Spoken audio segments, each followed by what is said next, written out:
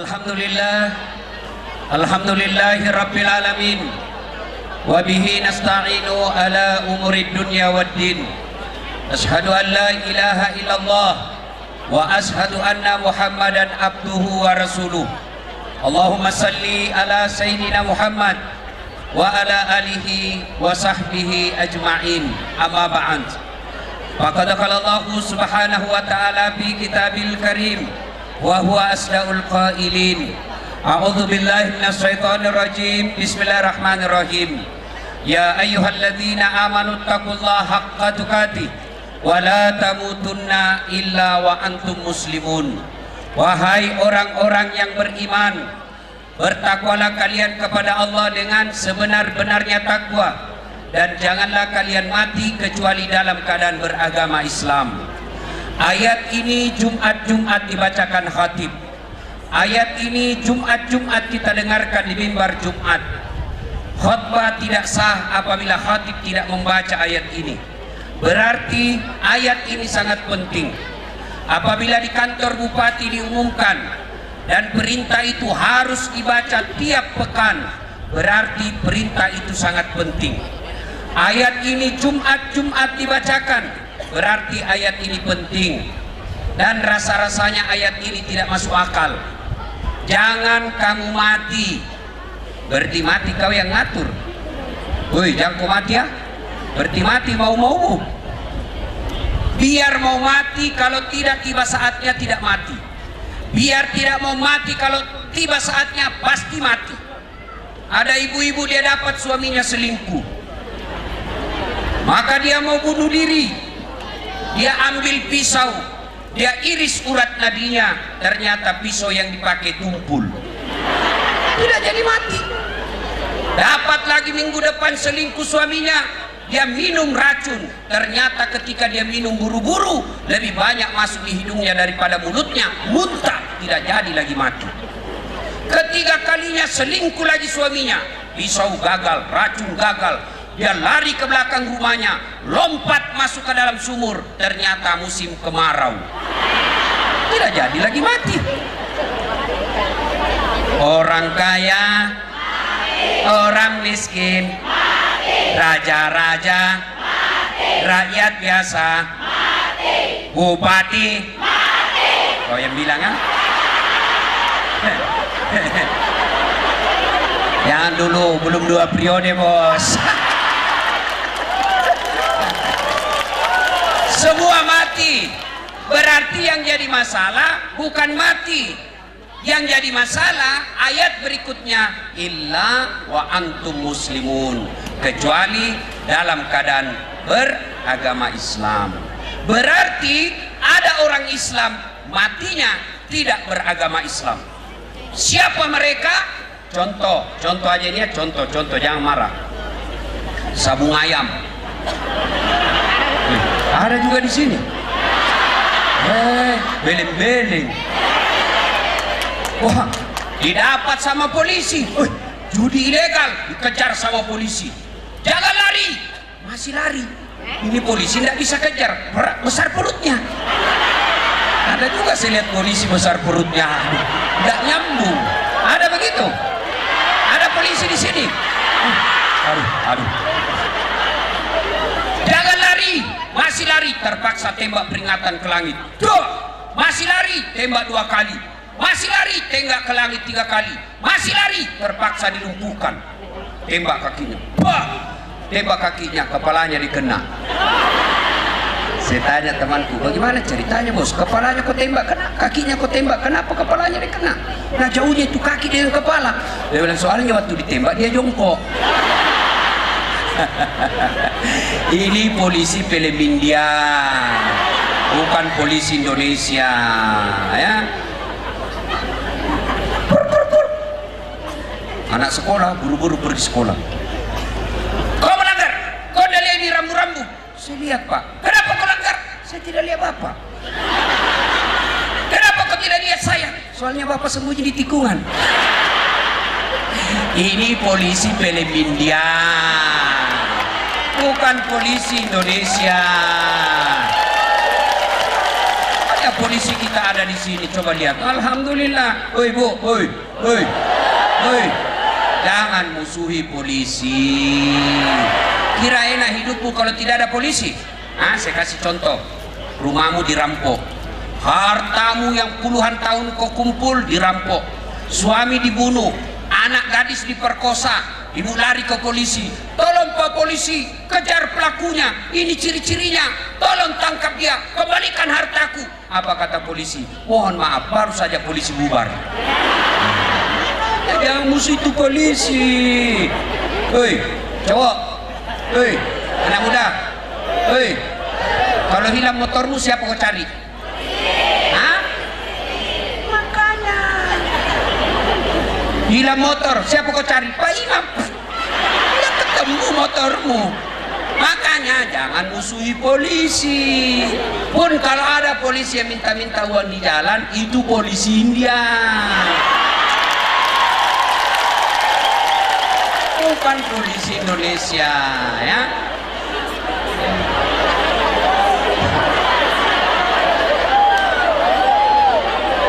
Siapa lagi yang bisa mati kafir? Siapa? Siapa? Mereka yang terima sogok ketika pilkada. Hancur kau dong. Termasuk anggota DPR yang terpilih karena nyogok.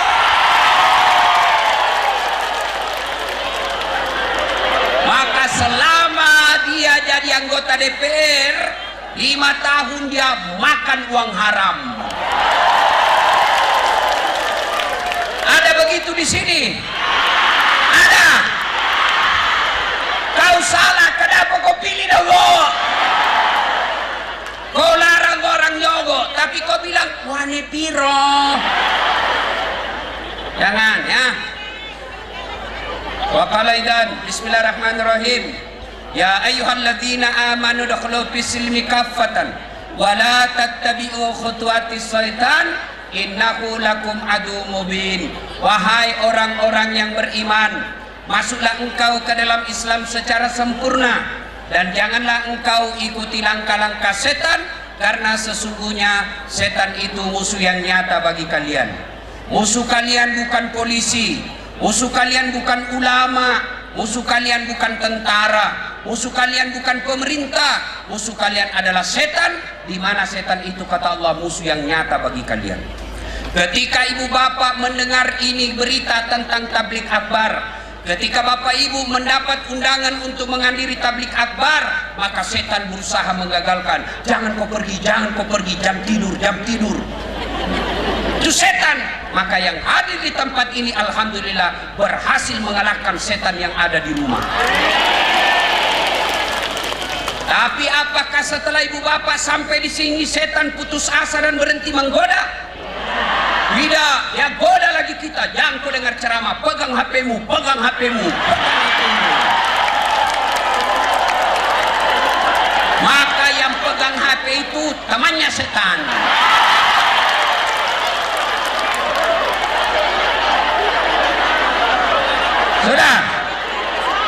Sudah dikasih tahu bahwa yang pegang HP temannya setan, masih dia pegang HP-nya, maka dia bukan temannya setan, tapi dia sudah jadi setan.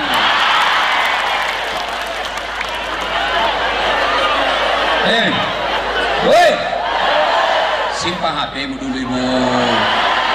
Bagaimana mau dengar ceramah ini? Siaran langsung di Facebook baru cuma 2 penontonnya. Sudah tua masih siaran langsung. Saya tahu itu dia begini, mau dilihat gelangnya. Simpan dulu HP. Ibu-ibu yang pegang HP selama saya ceramah, saya doakan suaminya kawin lagi. Mau, rasa. Simpan HP-nya. Woi, simpan dulu. Bu, dengar dulu, serius. Kenapa saya tidak mau ibu rekam ketika saya ceramah? Kenapa saya tidak mau kalau ada siaran langsung? Karena sekarang saya ini doktor di bidang komunikasi massa. Saya bicara media sosial, saya pelajari sampai ke luar negeri. Saya doktor di bidang itu. Ternyata setelah saya pelajari di Indonesia, ada orang cari duit dengan cara membuli ulama. menghina ulama. Caranya apa? Secara langsungnya dia ebar, kan ini ceramah untuk kita orang Islam. Tapi kalau kalian secara langsung dinonton non muslim, mereka marah. Contoh paling terakhir, guru kita Ustadz Abdul Somad ditanya, Ustadz bagaimana hukumnya main catur? Beliau jawab, haram. Apabila azan sudah berkumandang kalian masih main catur, itu haram. Saya juga ditanya, tapi itu ceramah dipotong, akhirnya dibully beliau. Saya pun ditanya, Ustadz Das'ad bagaimana hukumnya main catur? Haram. Kenapa bisa? Kau bunuh Perdana Menteri sama Raja. Iya tuh, nggak bisa menang kalau nggak mati Raja sama Perdana Menteri. Simpan dulu, simpan HP, simpan dulu ya, simpan dulu. Sebentar selfie dulu, saya layani sampai pagi. Saya juga heran Pak Bupati, fans saya ini kan rata-rata ibu-ibu yang sudah muka sakaratil maut.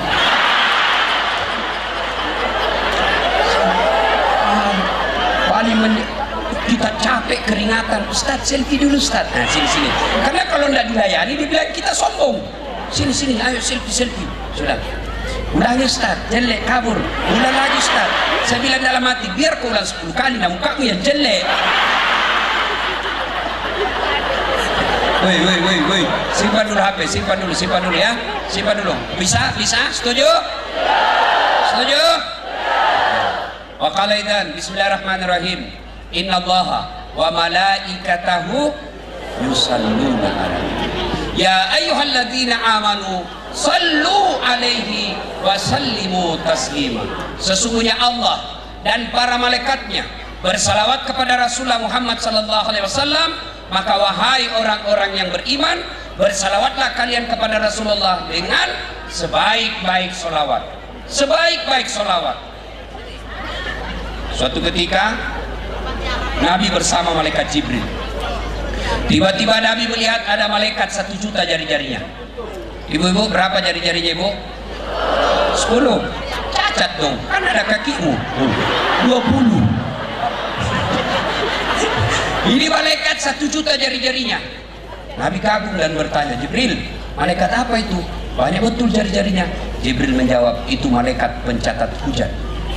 Dia mampu mencatat, iya. Nabi bertanya ke malaikat itu yang 1 juta jari-jarinya, wahai malaikat, apa kau mampu mencatat air ketika hujan? Ya, ku catat yang jatuh di gunung, ku catat yang jatuh di darat, ku catat yang jatuh di lautan, maka semua aku catat, tak setetes pun tidak aku catat. Lalu malaikat ini berkata, ya Muhammad, ada satu yang tidak mampu aku catat. Kenapa? Lebih banyak jumlahnya dari air hujan. Apa gerangan? Ketika umatmu berkumpul di Masjid Agung Kepahyang, lalu mereka bersalawat bareng-bareng kepadamu, aku tidak bisa mencatat betapa banyak pahala yang Allah turunkan di tempat ini. Makanya ketika kumpul seperti ini, banyak-banyak bersalawat karena pahalanya luar biasa. Maka ibu bapak, saya mau ajak kita bersalawat, tapi salawat yang baik. Ayat tadi, yusalluna ala nabi ya ayyuhalladzina amanu sallu alaihi wasallimu taslima. Bersalawat dengan sebaik-baik salawat. Jangan salawat sambil merokok. Salatun beleng-beleng. Salawat sambil merokok, jangan. Itu nyebut Nabi sambil merokok. Siapa yang ngajar kalian? Allah perintah puasa, Allah tidak puasa. Allah perintah haji, Allah tidak haji. Allah perintah syahadat, Allah tidak syahadat. Allah perintah kita salawat. Innallaha wa malaikatahu. Allah dan para malaikatnya bersalawat, dan salawatnya dengan sebaik-baik salawat. Maka tolong yang merokok jangan sambil salawat. Seandainya saya kepala dinas, maka saya akan berkata, yang akan saya terima pegawai yang tidak merokok. Tapi susah kepala dinas juga merokok. Saya doakan yang merokok berhenti merokok, Pak. Saya kadang-kala ditanya jamaah, Ustadz, kenapa doaku tidak dikabulkan Allah? Bulan-bulan saya berdoa, Jumat-Jumat saya berdoa, kenapa doaku tidak dikabulkan? Salah satu sebabnya hubbi aklil haram, suka memakan makanan haram. Saya tanya, Bapak merokok? Iya Ustadz. Berapa bungkus satu hari? 1 bungkus. Berapa isinya? 16 batang. 16 kali Bapak berbuat haram 1 hari. Bagaimana doamu dikabulkan?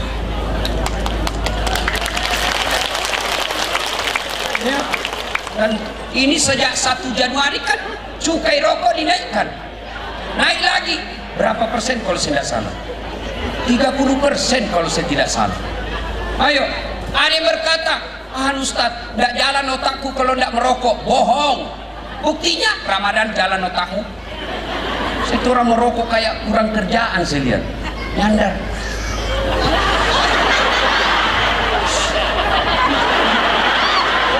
Belen-belen.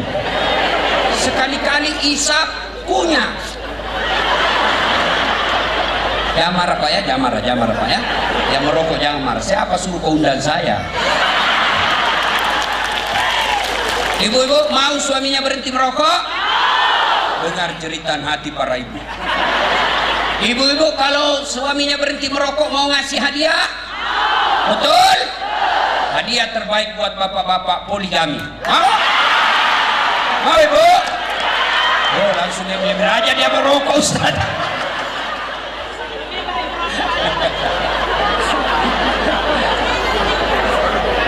Ayo sholawat, ayo kita tanding sholawat.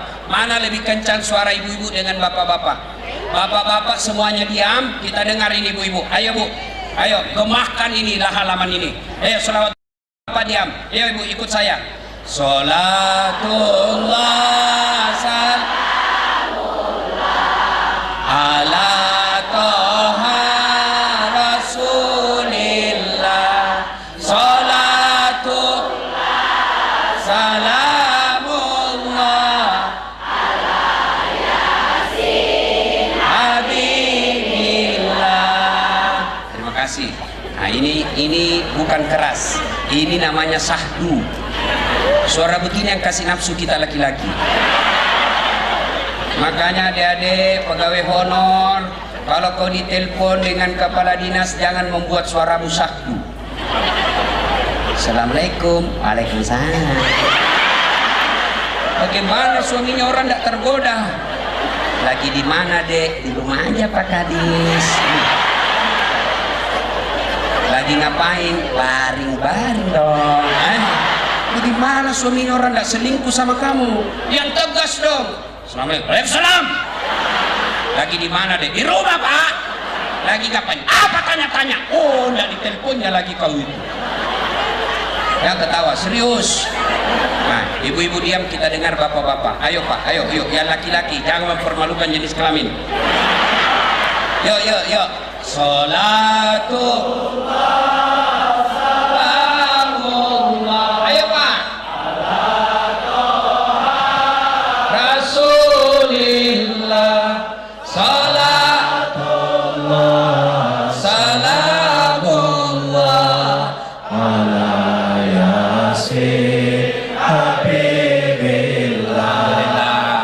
Keras. Kenapa keras? Karena ada tentara di tengah-tengah kita.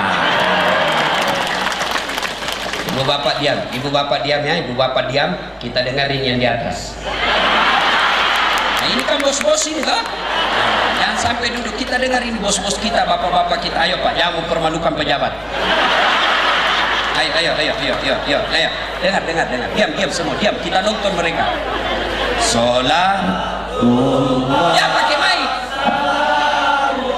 Masya Allah. Ala toha rasulillah. Salatullah salamullah ala yasin habibillah. Alhamdulillah. Terima kasih Ibu bapak, saudara-saudara sekalian teristimewa yang mengundang kita pada hari ini.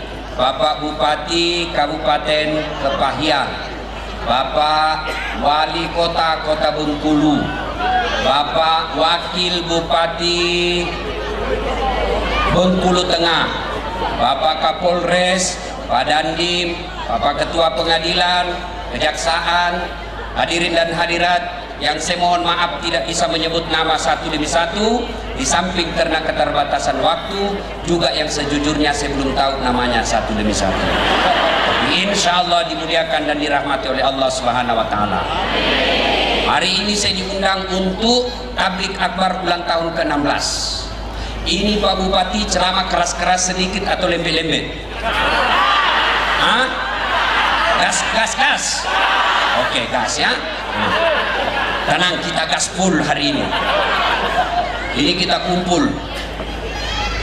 Nanti akhirat juga begini. Ini masih enak. Matahari teduh, ada atap. Tadi dikasih bungkusan begini. Meskipun ada sudah dikasih satu, dia bilang belum. Itu namanya ibu-ibu Columbus, kelompok ibu-ibu pembungkus. Hah? Alhamdulillah.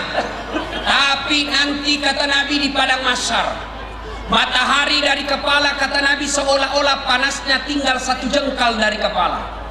Dari Adam sampai kiamat dikumpul manusia berapa triliun waktu itu. Dan pada saat itu orang semua gelisah dengan amal-amalnya.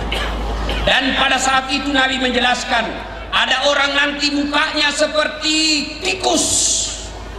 Siapa muka tikus ya Rasulullah? Nabi menjelaskan, mereka ketika hidup amalnya, sifatnya, kelakuannya seperti tikus. Tahu sifat tikus? Suka ngambil barangnya orang.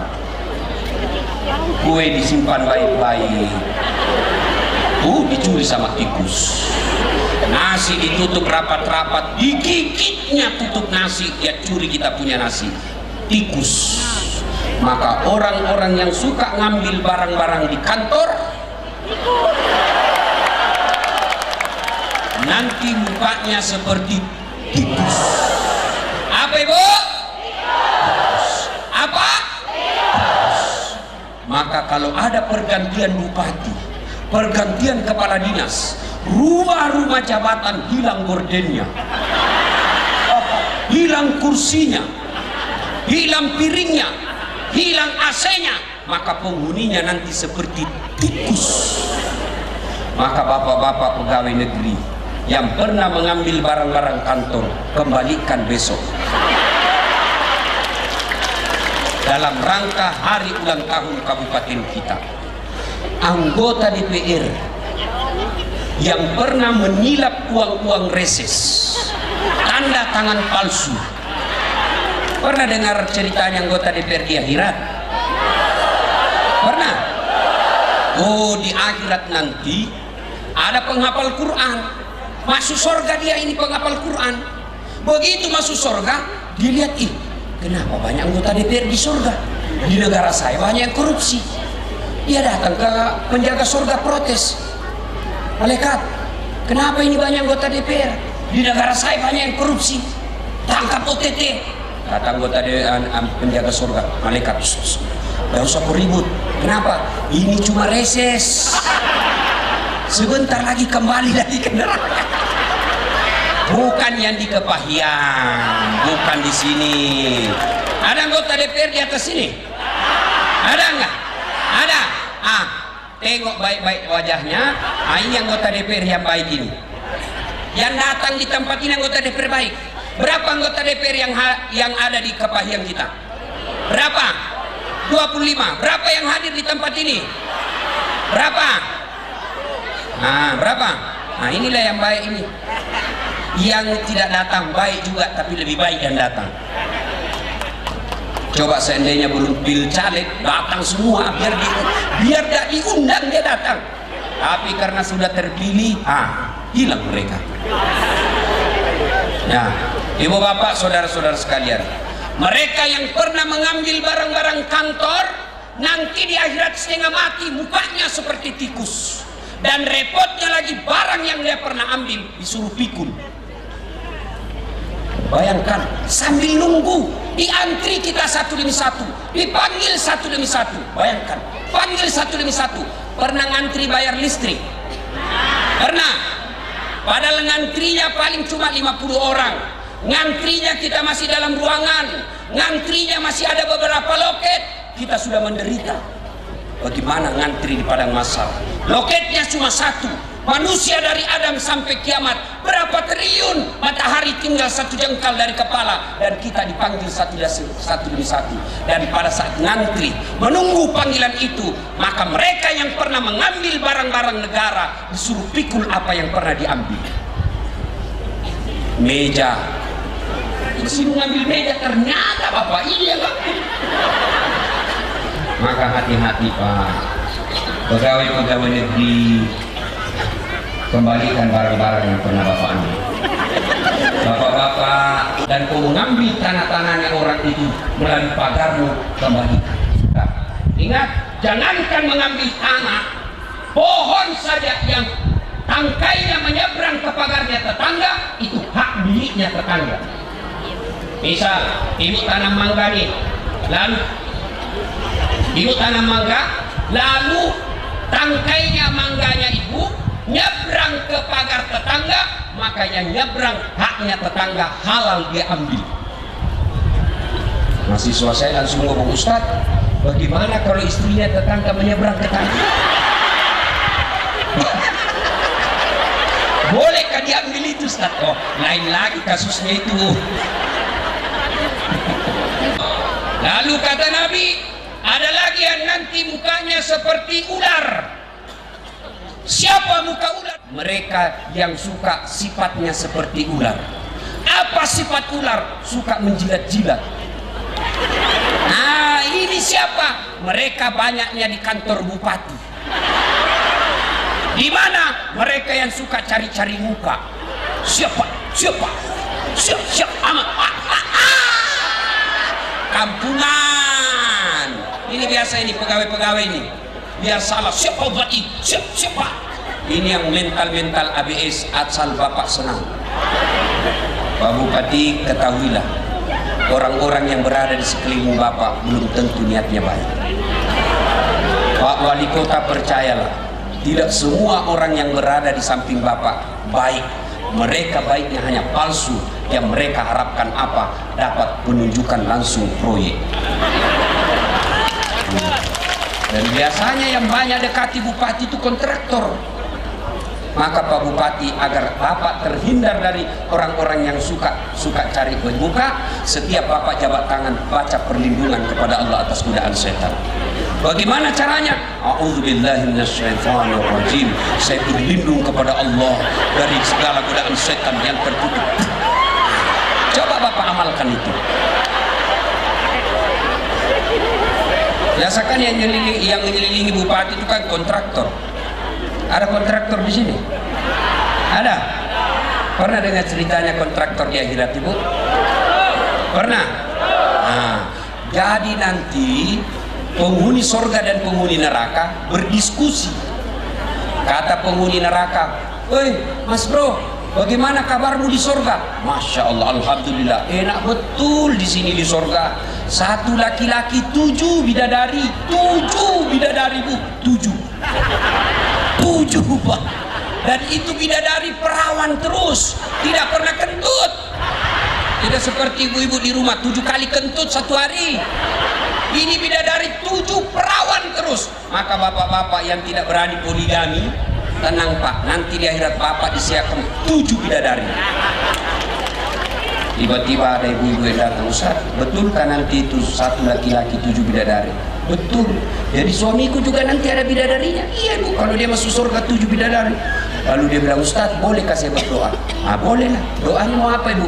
Ya Allah, tak perlu kau berikan suamiku bidadari, cukuplah aku bidadarinya dunia sampai di akhirat. Sana sini kau dulu Ibu. Kau ini kau sudah siksa suamimu di dunia, kau mau lanjut lagi di akhirat.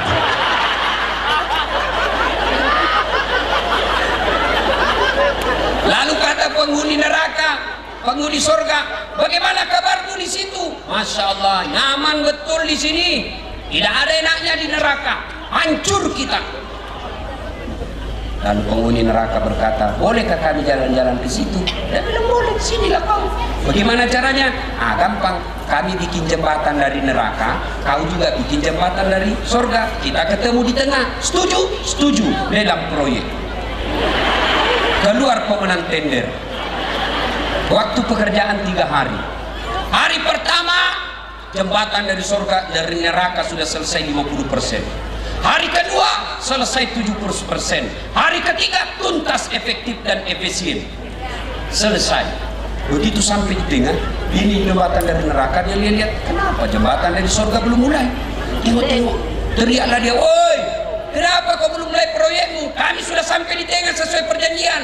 Apa kata dia di surga? Bagaimana mau dimulai? Kontraktor, pengawas, pemborong, ada semua di situ. Di sini cuma penghafal Quran, tidak tahu hitung proyek. Bukan kontraktor di Kepahian, bukan. Di sana, di India. Nah, ibu bapak, saudara-saudara sekalian, yang pernah mengambil barang-barang orang, mukanya seperti tikus. Yang suka cari-cari muka, menjilat, mukanya seperti ular. Lalu ada juga nanti yang mukanya seperti anjing. Badannya manusia, kakinya manusia, perutnya manusia, tapi kepalanya anjing. Lalu Nabi bertanya kepada Jibril, "Ya Jibril, siapa pula itu?" Jibril menjawab, "Itu umatmu yang suka menyogok dan disogok." Masuklah di sini pegawai negeri yang nyogok. Masuk pegawai negeri yang nyogok, demi Allah, sampai pensiun gaji-gajinya dia makan gaji haram. Maka jangan heran ketika jadi pegawai nyogok 400 juta, nyogok 500 juta, sampai kau pensiun kau tidak bisa kembalikan uang 500 juta. Mana bisa? Gaji 3 juta, 4 juta 1 bulan, mana bisa kembali? Mana ada? Nah, saya juga heran kalau orang terlalu menggebu-gebu bersemangat jadi pegawai, nyogok untuk pegawai negeri. Apa hebatnya itu pegawai negeri? Coba, mana ada pegawai negeri tidak ada utangnya di koperasi?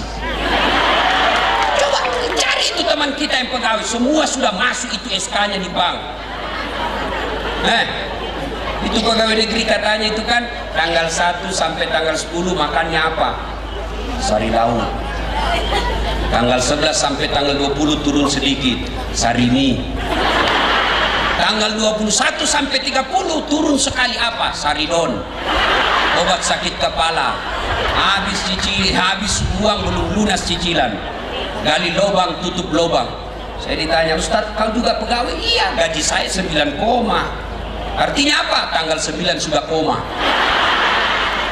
Ayo.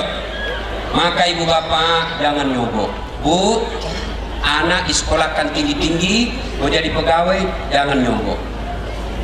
Anggota DPR mau terpilih, jangan nyogok.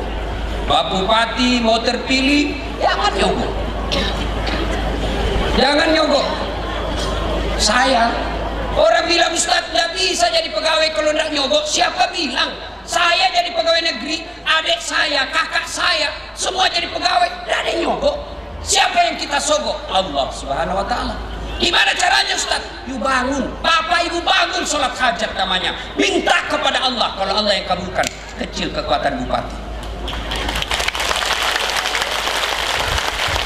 Cuma ketika anak kita mendaftar, langsung kita tanya, "Mana rumahnya kepala dinas? Siapa yang dekat sama bupati ya? Ibu bupati?" Hei, percaya, biar Pak Bupati senang sama kalian. Kalau Allah tidak kabulkan doa, tidak jadi. Biar Pak Bupati senang sama Bapak Ibu, kalau istrinya Bupati tidak senang, tidak jalan. Iya. Maka daripada ibu nyogok, lebih minta pertolongan kepada Allah. Minta berdoa kepada Allah. Ya Allah, saya sudah sekolahkan anak saya ya Allah. Saya sudah jualkan sawah warisan dari ibu saya ya Allah. Harta kekayaan saya habis untuk sekolahkan anak saya ya Allah. Mudah-mudahan anakku bisa jadi pejabat. Mudah-mudahan anakku bisa jadi pegawai. Engkau larang saya menyogok. Engkau larang saya cari muka. Engkau larang saya meminta kepada kecuali Engkau kepadamu ya Allah. Saya datang kepadamu malam ini. Minta ya Allah, kabulkan doaku. Tiap malam ibu 40 malam berturut-turut ibu menetes air matanya. Masa Allah tidak kabulkan doanya? Saya sudah berdoa Ustaz. Betul ibu berdoa, tapi kadang-kala ibu berdoa di Facebook, berdoa di WhatsApp. Siapa yang ngajar berdoa di status? Sibuknya itu Tuhan mau baca statusmu. Ya Allah lindungi suamiku. Ya Allah murahkan rezekinya. Prek. Beleng-beleng. Saya sudah berdoa Ustaz. Tengah malam selesai sholat saya berdoa. Betul ibu berdoa, tapi apa yang ibu baca ibu tidak tahu maknanya. Akhirnya ibu, malaikat bingung, lain di mulut, lain di hati.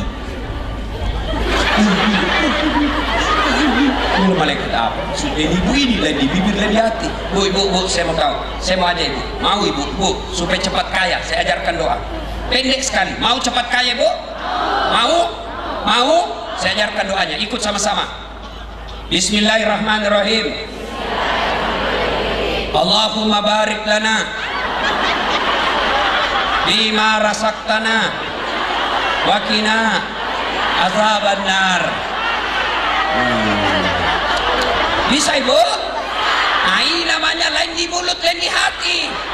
Ibu mau cepat kaya tapi doa makan yang ibu baca. Maka berdoa tidak harus pakai bahasa Arab. Kenapa? Ibu pakai bahasa Arab, belum tentu cocok ucapannya, belum tentu ibu tahu maknanya. Maka lebih baik ibu curhat memakai bahasa ibu. Ya Allah, Engkau sudah tahu apa yang ku mau, maka kabulkan ya Allah. Selesai. Bu, mau pegawai anaknya jangan yogo, lebih baik bangun sholat tengah malam 40 malam berturut-turut. Saya sudah berdoa Ustaz, tapi apa saya minta tidak dikabulkan. Percaya berarti bukan pegawai negeri yang baik buat ibu. Dulu saya tamat SMA, mau jadi tentara, akabri, penerbang. Tes fisik tidak lulus. Kenapa? Ceper. Tidak cukup tinggiku. Saya protes kepada Allah, ya Allah, kenapa kau lahirkan saya dalam keadaan pendek? Kau tidak rugi jadi Tuhan kalau saya jadi tentara. Temanku lulus polisi.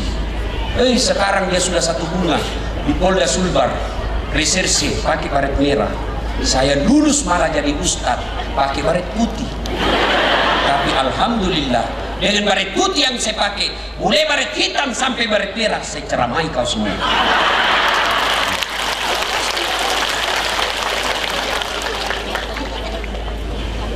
Tamat itu saya berdoa lagi, mudah-mudahan jadi dokter. 3 tahun berturut-turut saya ikut UMPTN. Saya sholat tahajud 40 malam berturut-turut.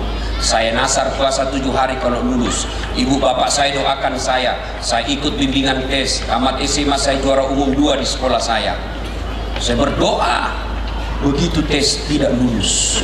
Tahun depan ikut tes tidak lulus lagi. Tahun depannya lagi 3 kali ikut tes tidak lulus. Saya protes, ya Allah, kenapa kau tidak jadikan saya dokter?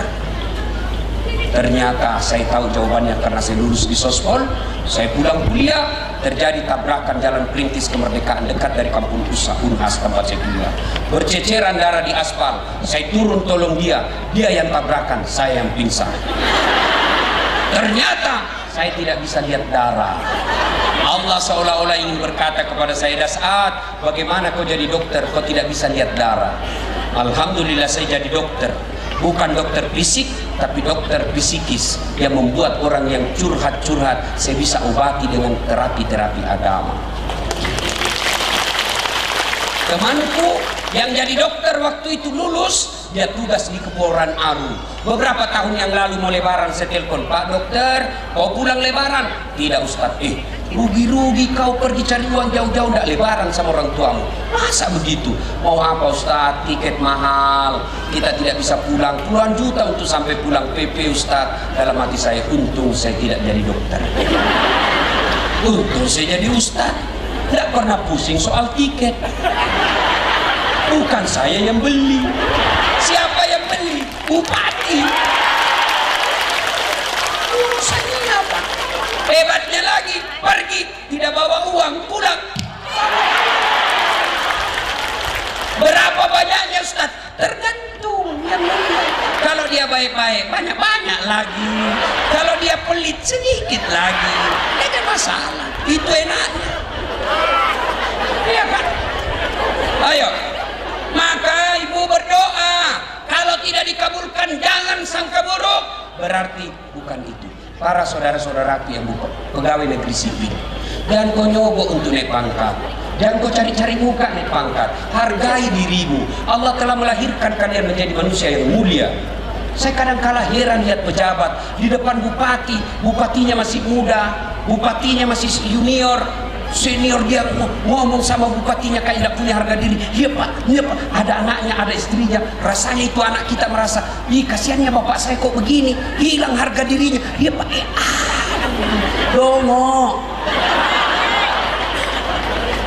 Ya, tidak usah cari muka. Allah sudah kasih kalian muka. You berdoa kepada Allah. Kalau Allah yang kabulkan doamu, tidak mustahil di sisi Allah. Lalu Nabi lagi melihat, ada lagi dilihat. Siapa yang Nabi lihat? Ada manusia yang dia berenang. Dia berenang dekat siapa yang direnangi, Bu? Lautan api neraka. Orang kan berenang itu air, ini api neraka. Dia nyebrang ke sisi, dilempar lagi api neraka oleh malaikat. Pergi kau, jangan ke sini. Dia nyebrang ke tepinya lagi, sambitin lagi. Nabi bertanya, Jibril, kasihan betul dia. Siapa dia Jibril? Jibril menjawab, itu umatmu yang senang memakan barang riba. Apa itu riba? Menipu pembeli. Ini biasa pedagang. Ada pedagang di sini? Hati-hati yang pedagang. Jual bensin dia tulis bensin murni, padahal dia campur minyak tanah. Ditanya, kenapa kau tulis bensin murni? Dia bilang, kan namanya istriku murni.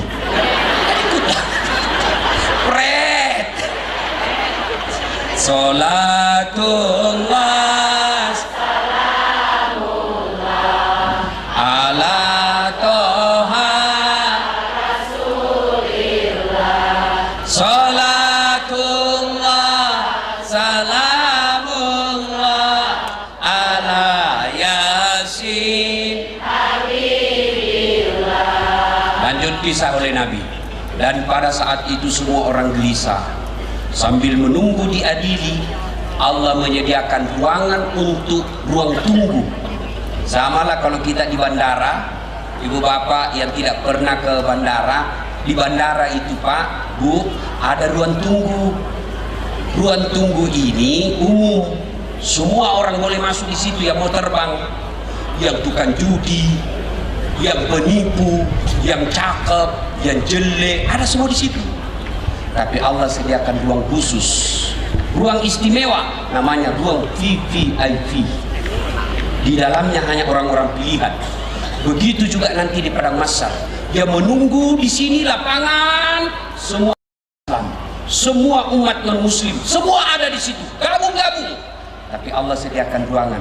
Siapa yang ada di dalam ini? Ada 7 golongan, diberikan perlindungan. Siapa mereka? Yang pertama kata Nabi, imamun adil, pemimpin yang adil. Dikasih ruang khusus, pemimpin yang adil. Saya tanya, ibu-ibu, siapa yang pandai mengaji? Angkat tangan. Ayo, angkat tangan. Siapa yang pandai mengaji? Yang pandai mengaji, ayo angkat tangan. Semua. Siapa yang pernah bayar zakat? Siapa yang pernah bayar sedekah? Siapa yang pernah berjamaah di masjid? Siapa yang pernah sering kamis? Alhamdulillah. Di sini siapa bupati? Siapa bupati? Hanya satu. Satu aja. Berarti keliru dan rugi besar apabila bupati yang satu-satunya Allah kasih di kabupaten ini tidak memudahkan masuk ke dalam surga. Ya. Mubalik, penghafal Quran, puasa Senin Kamis, yang rajin berjamaah banyak Pak. Tapi bupati hanya satu. Maka rugi kalau bupati tidak memanfaatkan, memudahkan dirinya masuk ke dalam surga. Kenapa? Sendiri aja. Kenapa penting jadi pejabat? Memudahkan masuk surga. Contoh, bupati pergi sholat subuh berjamaah di masjid. Assalamualaikum warahmatullahi. Assalamualaikum warahmatullahi. Bapak cari mana ini kepala dinas pendidikan? Tidak pernah juga datang-datang di masjid ini. Mana ini? Tidak pernah saya dapat sholat subuh. Besok Satpol PP, polisi setengah, Satpol PP kan polisi setengah, gitu. Nah, dia akan ngomong kepada kepala dinas pendidikan, Pak Kadis, tadi Pak Bupati sholat subuh di Masjid Agung, Bapak dicari, beliau katakan tidak pernah saya dapat itu kepala dinas sholat jamaah. Besok Pak, belum salat subuh azan sudah ada kepala dinas pendidikan di masjid. Itulah hebatnya jadi bupati. Tiba-tiba ada rakyat, Bapak Bupati jalan di kantor ke desa-desa.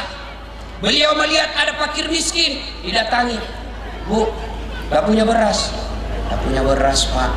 Telepon kepala dinas pertanian, Pak Kadis, ini ada masyarakat gak punya beras. Kamu kok gak pernah urus-urus ini, besok bawakan beras ya. Datang beras, belum besok sudah datang. Kalau saya telepon Pak Kadis, ya Ustaz, bawakan beras besok. Ya Pak Ustaz, insya Allah Ustaz. Telepon lagi belum datang, insya Allah Ustaz.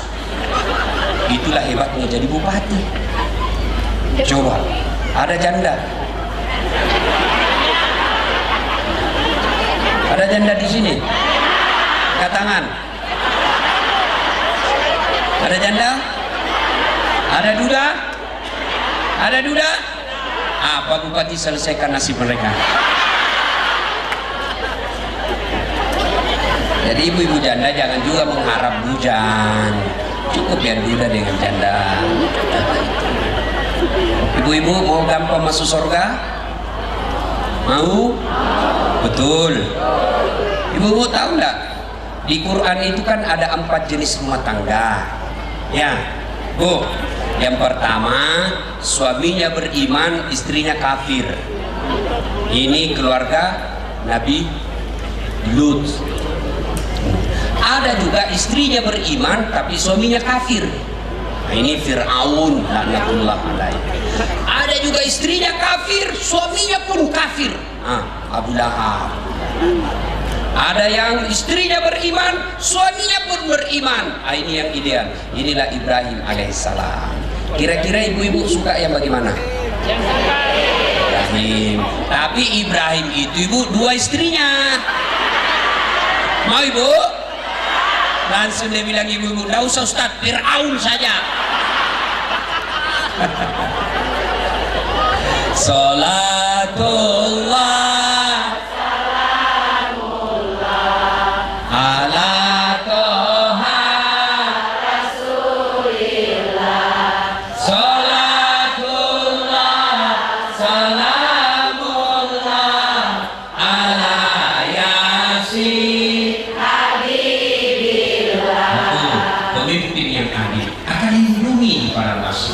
maka rugi bagi mereka yang dijadikan kepala dinas, mereka yang dijadikan bupati, mereka yang jadi anggota DPR, menjadi Kapolres, menjadi Dandim, menjadi Kejati, lalu tidak memudahkan dirinya masuk surga. Maka ibaratnya Allah sudah kasih kalian permen, tapi permen itu Bapak tidak ambil.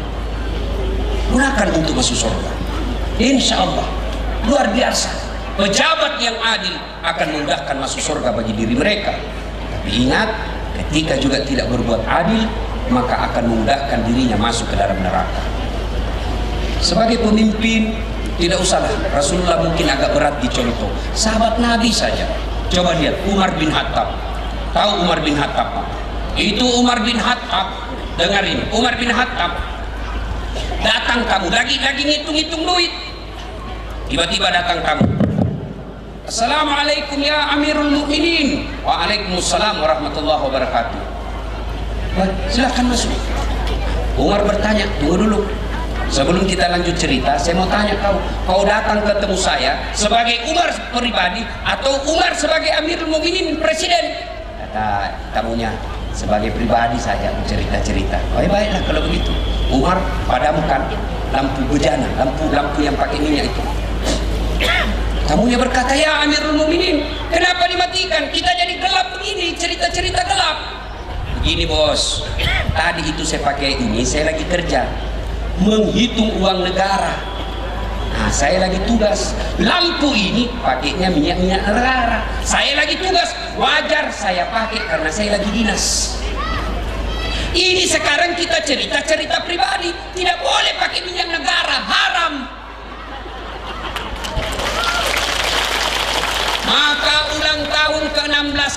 yang ini kita berharap pegawai-pegawai negeri jangan pernah memakai fasilitas negara untuk kepentingan pribadi. Jangan sampai ada plat merah dipakai ngundang pengantin. Jangan sampai ada plat merah pergi ke panti pijat. Bilang mahasiswa saya memang tidak ada Ustaz, karena dia ganti platnya. Ada juga yang lebih licik itu. Maka kalau pegawai-pegawai negeri, pejabat-pejabat kita yang ada di Kepahyang ini tidak menggunakan fasilitas negara untuk kepentingan pribadinya, maka rakyat akan menjadi tenang. Marvin Hatta lagi belusukan pergi ke tempat pengembalaan di Madinah. Umar melihat, kenapa ada onta gemuk sendiri? Kok onta itu besar sendiri? Siapa itu? Siapa punya itu? Miliknya Abdullah. Abdullah siapa? Abdullah bin Umar, anak saya. Iya, panggil Abdullah. Anggaplah kira-kira kepala dinas peternakan. Kepala dinas peternakan panggil anak saya. Panggil itu. Datang. Abdullah, jual itu ontamu. Kenapa bisa gemuk sendiri? Jual. Ambil modalmu. Berapa kau belikan dulu? Lebihnya itu balikan, masukkan kas negara. Kenapa Pak? Tidak boleh. Saya pelihara dengan sportif. Kau pelihara memang sportif, tapi kau diberikan perlakuan khusus sehingga kambingmu, ontamu besar sendiri dikasih makanan khusus. Kenapa? Karena kau orang pikir kau anak presiden, maka kau diperlakukan khusus. Maka tidak boleh ada nepotisme di kabupaten ini. Ada bapaknya kepala dinas, dia lebih hebat dari bapaknya. Ada juga begitu. Maka ulang tahun kabupaten ini tidak ada lagi kelakuan seperti itu. Banyak yang kita mau sampaikan, tapi ini poin pertama, soal ahli akhirat. Poin kedua, setelah Nabi sampai ke Madinah hijrah, ini berkaitan ulang tahun Kepahyang. Nabi sampai ke Madinah hijrah, dan Nabi disambut oleh lagu Qala al-badru alaina min saniyatil wada wajah syukuru alaina ja'ah lillahida. Inilah yang melatar belakangi ada ulama yang menghalalkan lagu, karena Nabi disambut oleh lagu waktu itu. Nah, sekarang ada anak-anak belajar agama, rasa-rasanya hanya dia mau masuk surga. Ada kan begitu? Semua haram, lagu haram, dengar musik haram. Lagu itu tergantung jenisnya. Kalau lagunya lagu dakwah boleh, lagunya Werama boleh. Ibu-ibu pulang suaminya menyanyi halal. Lagunya apa? Suami duduk-duduk di kursi, ibu peluk-peluk sambil menyanyi. Bila kamu di sisiku, hati rasa syahdu. Boleh kalau lagu begitu, menangkan hati suami. Suami masuk kamar, berantakan kamarnya, suami marah lagi, ibu peluk dari belakang sambil menyanyi. Insaflah wahai manusia. Boleh begitu, boleh. Jangan juga mentang-mentang suaminya sudah pensiun, sudah tua-tua mulai pikun-pikun, sakit-sakit, dia pangkulah suaminya di kepalanya, lalu dia menyanyi. Bila Israel datang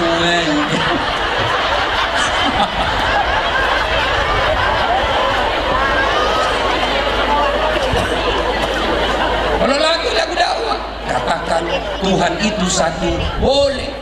Mungkin Tuhan mulai bosan melihat tingkah kita yang selalu salah dan bangga dengan dosa-dosa, atau alam mulai enggan bersahabat dengan kita. Coba kita bertanya pada rumput.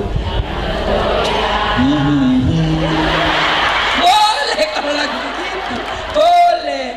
Ibu-ibu lagu-lagunya kan dulu yang begitu, iya tak? Sekarang ibu-ibu lagunya apa? Yo ayo, beleng-beleng. Makanya dia jatuh. Hancur kok, gas memang. Ibu-ibu majelis taklim sudah tinggalkan lagu-lagu begitu ibu ya, sudah tinggalkan. Masa ibu majelis taklim tiap bulan dengar ceramah 4-3 kali dengar pengajian, masa masih mau lagu-lagu yang menyesatkan? Katanya majelis taklim, tapi olahraga kok campur-campur laki perempuan. Pak Bupati kalau bisa ada namanya senam Jumat sehat boleh, perempuan boleh olahraga supaya dia sehat, karena kalau kita sakit repot ngurus anak. Tapi jangan campur-campur. Senam boleh, laki-laki sebelah kanan gedung, perempuan sebelah kiri gedung, supaya tidak campur. Ini tidak, ibu-ibu di depan, bajunya tipis, roknya tipis, dia di depan, 1, 2, ada bapak-bapak di belakang, 3. Bagaimana tidak hancur? Beleng-beleng. Ada begitu di sini? Ada. Nah, kita mudah-mudahan tahun 16 ini kita tinggalkan yang begitu. Ya, putar ke kiri, putarlah ke kanan. Apa gunanya? Ya, beleng-beleng. Kita dulu kecil, zamannya Pak Wali Kota, Pak Hilmi, lagu kita dulu bagus-bagus, Romai Rama. Mengapa minuman itu haram? Karena merusak kepikiran. Mengapa berzina juga haram? Karena itu cara binatang. Mengapa semua yang asik-asik itu diharamkan? Mengapa semua yang enak-enak juga diharamkan? Jawabannya itulah perangkap setan, umpannya ialah bermacam-macam kesenangan. Lagu begitu boleh kalau lagu begitu, lagu nasihat. Sekarang lagunya anak-anak apa? Pulang-pulangku berbadan 2. Dia pulang, beleng-beleng. Nah, sudah sampailah Nabi di Madinah. Sahabat yang ada di Madinah disebut kaum Ansor berkata, ya Rasulullah, kau nginap di rumah saya besar. Kata sahabat yang lain, ya Rasulullah, rumah saya bukan cuma besar, ambil sekalian rumah saya. Semua senang didatangi Rasulullah. Lalu Nabi bersabda, saya serahkan kepada untaku. Lalu unta beliau jalan-jalan, lalu beliau duduk. Setelah itu beliau membangun Masjid Kuba. Sekarang ini, maka pertama kali yang dibangun oleh Nabi, masjid. Pak Bupati kalau mau makmur negara kita ini, mau makmur kita punya kabupaten ini, tidak ada pilihan, makmurkan masjid. Bawa masyarakat kita masuk masjid, ajak masyarakat kita masuk masjid. Insya Allah, biar kita di atas bukit seperti ini, biar kita tidak punya sumber daya alam yang banyak, tapi kalau masyarakatnya makmurkan masjid, walau anna ahlal qura amanu wattaqau lafatahna alaihim barakatin minas sama'i wal ard. Aku tumbuhkan keberkahan dari langit dan aku munculkan keberkahan dari dalam tanah.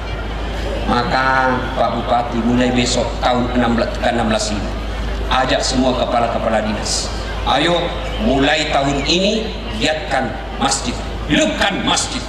Dan Pak Bupati kalau rajin ke masjid, insya Allah kepala dinas pasti ikut. Ya, Pak Bupati sampaikan kepala-kepala dinas Bapak, lebih baik saya paksa kamu masuk surga daripada kau sukarela masuk neraka. Begitu pesan Ustadz Helmi Hasan. Beliau panggil pejabat-pejabatnya, lebih baik saya paksa kau masuk surga daripada kau sukarela masuk neraka. Itu namanya dipaksa masuk surga. Gimana caranya? Paksa dia datang berjamaah, paksa dia keluarkan zakatnya, paksa dia keluarkan infaknya, daripada dia keluarkan dia masuk neraka. Ayo datang jamaah di masjid. Dan demi Allah, tidak ada saya lihat orang yang rajin berjamaah di masjid hidupnya sengsara. Ya kan? Ayo, cuma yang membuat kita kadang-kala malas datang berjamaah di masjid. Kenapa orang malas berjamaah ke masjid? Satu, dia tidak tahu pahalanya. Dengar ini baik-baik, pahala berjamaah. Kata Nabi, kalian wudhu dulu, lalu datang ke masjid berjamaah, maka pahalanya 1 langkah kaki kananmu catat 1 pahala, langkah kaki kirimu hancur dosa-dosa kecil. Jadi kalau rumah dari masjid 300 meter, PP 600 meter. 1 langkah pahala, langkah kaki kiri hapus dosa kecilnya. Apalagi kalau bapak jalannya begini.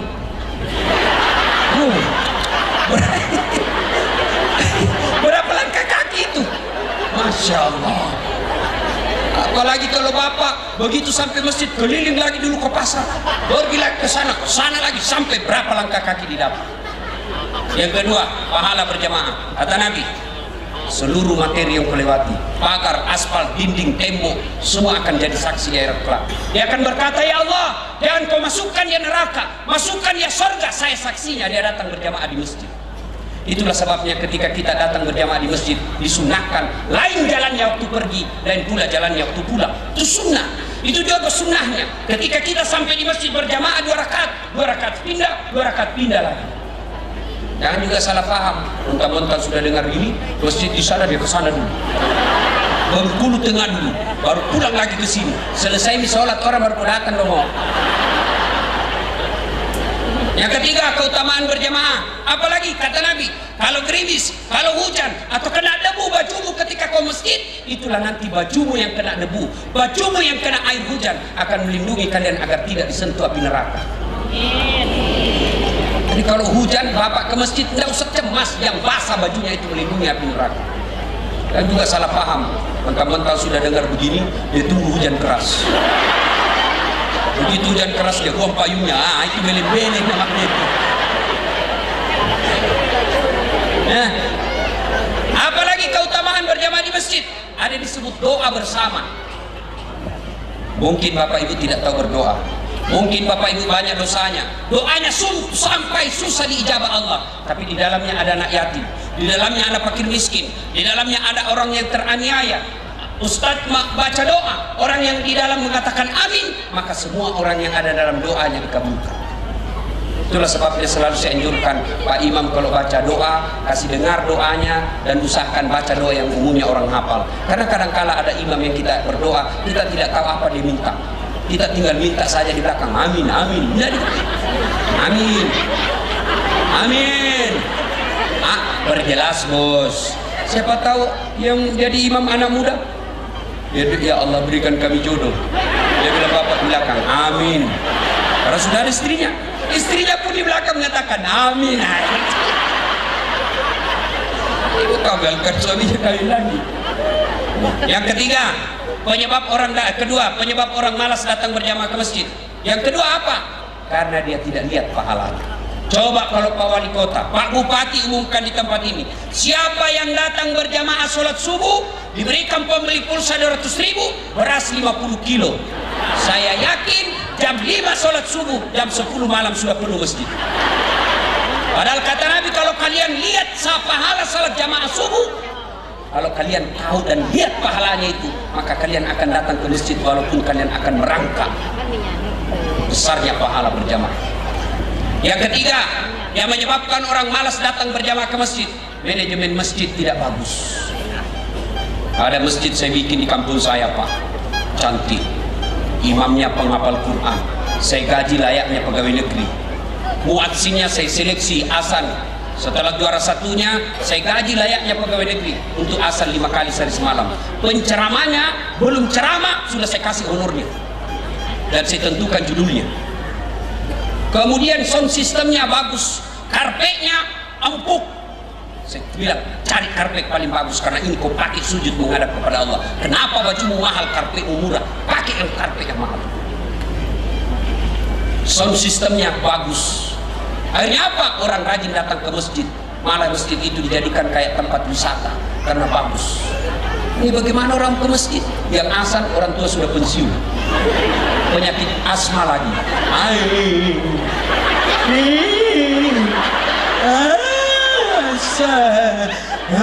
Dia bilang itu lagi yang asal, itu lagi itu. Bagaimana orang mau ke masjid?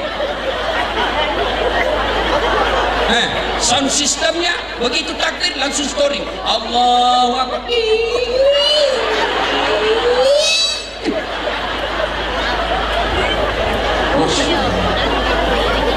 Penceramanya mulai salam pertama sampai terakhir neraka aja terus dicerita. Maka kau akan dimasukkan ke dalam neraka, ditusuk pantatmu, digunting lidahmu, ditusuk matamu. Dia bilang tidak usah pimus dia. Di rumah kita diomeli istri, di kantor kita dimarahi komandan, sampai di masjid udah ada apa pencerahan neraka jadi cerita. Apa enaknya hidup ini?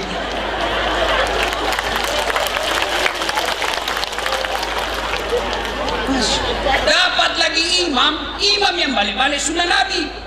Nabi katakan kalau kau jadi imam ringkaskan bacaan sholatmu sunnah. Itu Nabi katakan ringkaskan. Itulah sebabnya sunnah ketika imam sebelum angkat takbir balik ke belakang dulu, balik dulu ke belakang. Tujuannya apa? Kita mau lihat siapa pasukan kita. Siapa tahu banyak pensiun, asam urat. Kau siksa kalau lama berdiri.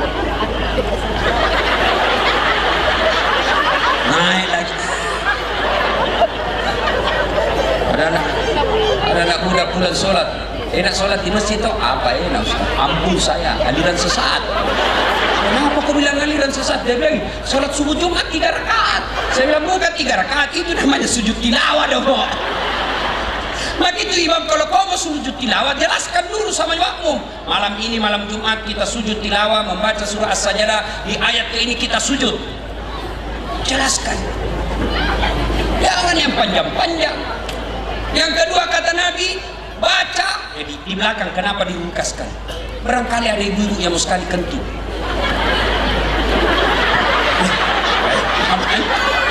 Barangkali ada Satpol PP yang pakai sepatu baru cicilan, yang lupa parkir baik-baik. Hilang sudah sepatu saya. Lamanya hilang.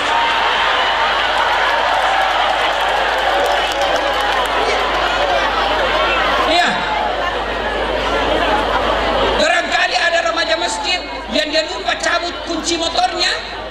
Dia lupa dikuncinya sudah rakaat pertama baru. Wih, motor mati. Pasti tidak musuh lagi kau sholat. Itulah sebabnya dikatakan ringkaskan. Yang kedua kata Nabi, kalau kau jadi imam, dengar baik-baik ini para imam. Kalau kau jadi imam, baca yang umumnya orang hafal. Tujuannya apa? Satu, supaya orang bisa khusyuk mengikuti. Coba kalau imam membaca wadduha, kita bisa ikut. Imam membaca watin, kita bisa ikut. Kenapa? Kita hafal. Tapi begitu imam membaca surah Al-Baqarah ayat 10 sampai 102, dia khusyuk dengan bacaannya, kita khusyuk dengan hayalan. Kita mau ikut, tidak dihafal, kita mau sujud, belum selesai terpaksa dibaca semua pengumuman di dinding.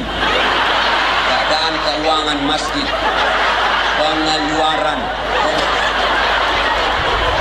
Ayo. Selesai dibaca itu pengumuman satu triplex, belum selesai Pak Imam dibaca lagi kalender Persatuan Guru Republik Indonesia cabang Kabupaten Kepahian, belum juga selesai dibaca lagi bajunya orang caleg DPR RI.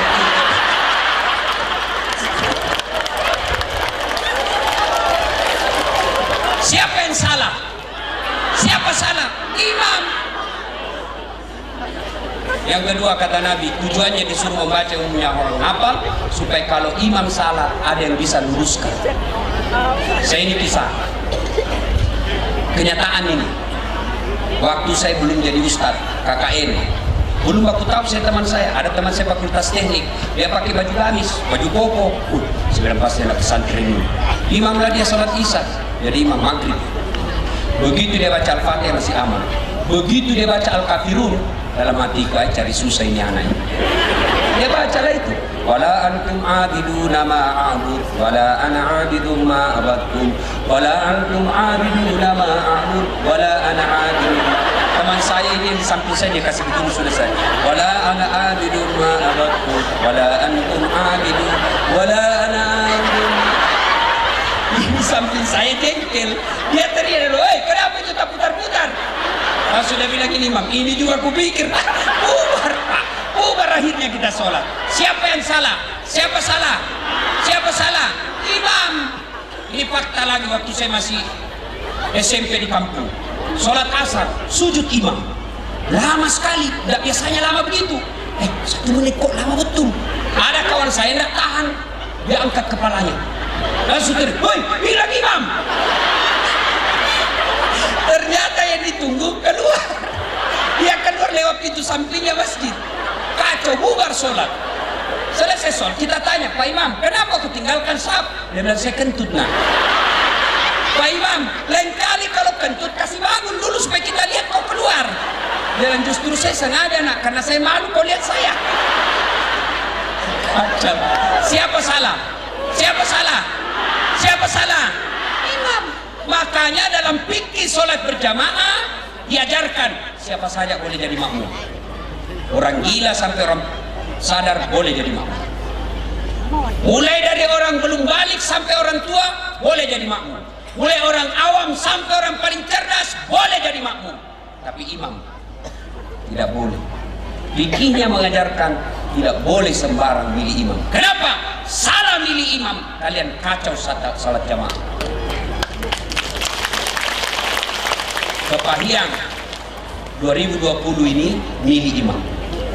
Hati-hati milih imam. Salah milih imam, kacau kampung kita. Jangan pilih imam karena duit. Jangan pilih imam satu partai karena satu partai saja.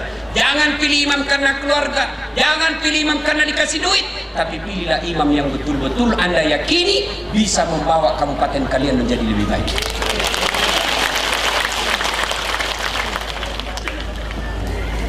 Kata imam, fikihnya berjamaah. 1, kata Nabi, pilih yang bagus bacaannya, berarti cerdas.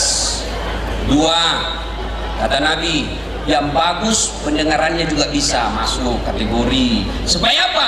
Nanti kalau salah ditegur. Ini namanya kepekaan sosial. Nah, di sini saya senain Pak Bupati. Tadi di atas saya bilang, saya dengar sound sistemnya menggema Pak Bupati. Tidak bagus sini Pak Bupati. Lebih kita dibawa. Pak Bupati mengatakan siap Ustaz. Ah, ini berarti aspiratif, mendengarkan orang. Biar saya mau, kalau Pak Bupati tidak mau, di atas saja Ustaz. Ah, ini namanya otoriter. Alhamdulillah bisa. Pertimbangan saya kedua karena itu lebih banyak di belakang. Cuma ibu-ibu ini paling senang dengar ceramah. Cuma paling tidak suka kalau kita cerita poligami. Ya, Bu. Ya kan? Ya, Bu. Hei, dengar, Bu. Kami ini laki-laki tergantung istri. Kalau istrinya baik, pulang dia sayang, assalamualaikum kakandaku Arjunaku. Kita pergi kantor, dia WhatsApp kita, Bang, jangan menghalalkan segala cara. Baru saja saya sholat duha, saya doakan dalam sholatku, ya Allah lindungi suamiku, murahkan rezekinya, cinta dan sayangku hanya kepadamu, Bang. Senang kita suami. Nah, datang mertuanya dia hormati, datang iparnya dia muliakan, pulang suaminya belum sampai di rumah sudah siap makanannya. Siapapun yang goda istri suami kita tidak akan tergoda. Dia akan berkata, siapa tahu cewek ada bidadari di rumah. Ini kita pulang daster tinggi sebelah, kelihatan tadi BH. Nonton televisi angkat kaki, makan kacang, angkat ketek.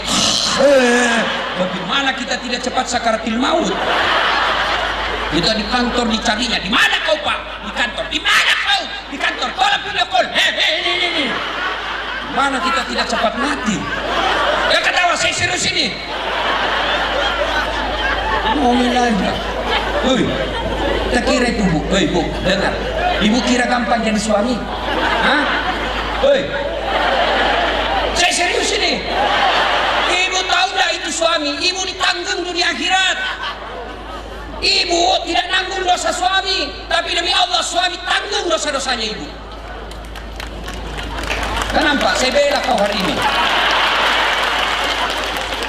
Apa maksudnya Ustaz? Dengar ibu.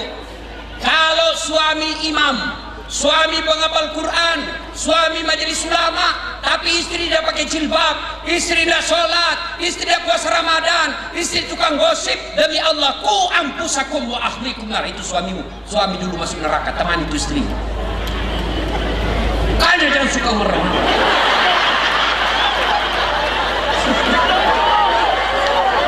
Ibu, sebaliknya, suaminya tukang gosip, suaminya penipu, suaminya koruptor, suaminya pengedar narkoba, suaminya pezina, suaminya tukang judi, suaminya pemabuk, istrinya soleha dan taat agama. Tidak ada urusan dengan suamimu. Bahkan Nabi katakan tadkhulul jannata bisalam. Ibu, kau masuk surga dengan pilihan mana kau suka.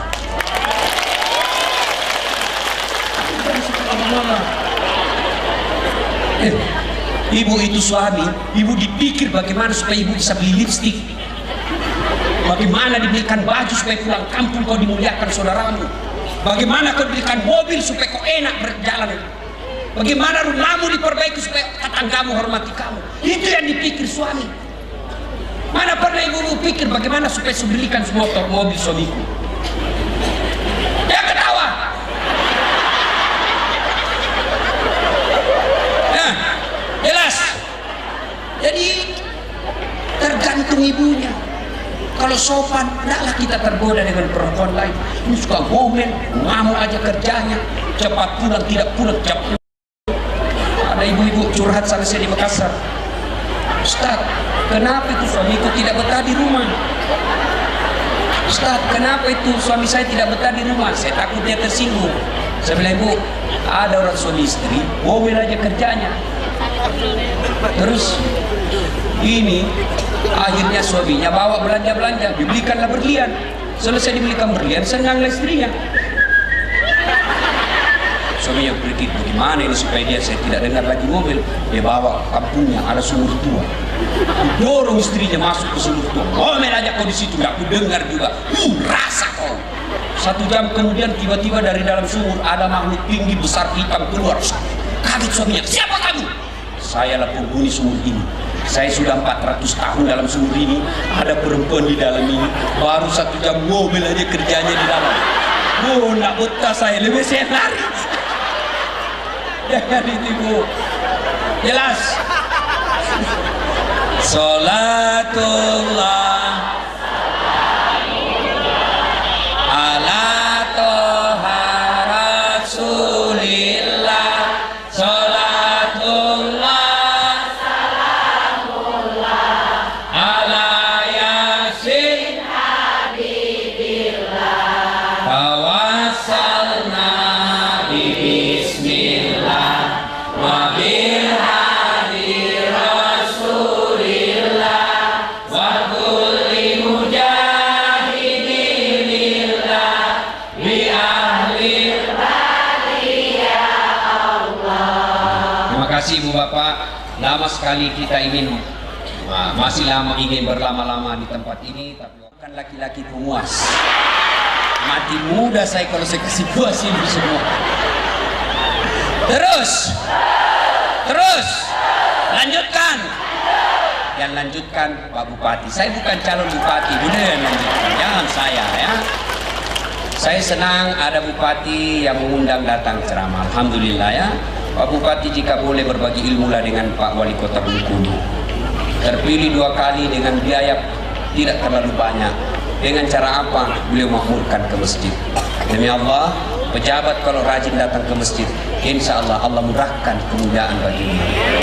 Bapak, inilah kalau masih mau dengar ceramah saya, silahkan nonton Tablik Akbar Damai Indonesia TV One setiap hari Sabtu atau Ahad pukul 2 siang, setengah 2 siang ya. Cuma itu lama, sekali seminggu saja saya muncul. Lama menunggu, maka ada yang setiap saat boleh nonton. Gimana caranya Ustaz? Buka HP, ambil aplikasi YouTube-nya, tulis nama saya Dasat Latif, keluarlah ceramah saya yang ribuan ini. Sudah itu jangan lupa like and share. Segini ya. Jangan kasih begini. Kalau kau kasih begini dicari ke malaikat mencabut nyawa. Masa ceramah kau kasih begini? Memangnya saya penyanyi dangdut? Itu cuma coba habis kota 1 jam menguras kota. Maka saya sediakan namanya Cersi, ceramah singkat 1 menit saja. Gimana caranya Ustaz? Follow saya di Instagram @latif 1212. @latif 1212. Sudah ku follow, sudah ku tag, tidak mau tak putar Ustaz. Aku yakin berarti tidak ada kuotamu. Ini dulu kuota. Demikian, mudah-mudahan ada manfaat. Lebih dan kurangnya mohon dimaafkan. Belum. Nah, dakwah ini tentu tidak ada gunanya kalau ibu bapak tidak mengamalkan. Minimal amalkanlah ini, berhenti merokok, kembalikan barang-barang kantor, mulailah rajin berjamaah, barulah ada manfaatnya. Kalau ini kita lakukan, maka Allah akan menjelaskan. Bismillahirrahmanirrahim. Innamal mu'minuna alladzina idza dzukirallah wajilat qulubuhum. Orang yang baik imannya, selesai dengar dakwah, mereka menjadi lebih bagus. Tapi kalau selesai dengar dakwah, malah dia katakan jelek itu Ustaz, kenapa dia singgung-singgung rokok, kenapa dia bahas-bahas begitu, malah dia tidak mau berubah. Maka inilah yang Allah sindir dalam Al-Quran. Wa tawa'un alaikum a'antartahum am lam tunsirhum. Kau sampaikan ayat Allah atau tidak, sama saja mereka tidak akan beriman, bahkan mereka lebih hina dari binatang. Auzubillah min dzalik. Demikian, lebih dan kurangnya mohon dimaafkan. Sebelum saya akhiri, saya ingin berpantun. Karena ini kampung Melayu kan, orang-orang Melayu. Ya. Buah nangka, buah kemiri. Buah durian, buah pepaya. Buah kepala, buah kelapa, buah nanas. Itulah buah-buahan. Terima kasih. Assalamualaikum warahmatullahi wabarakatuh.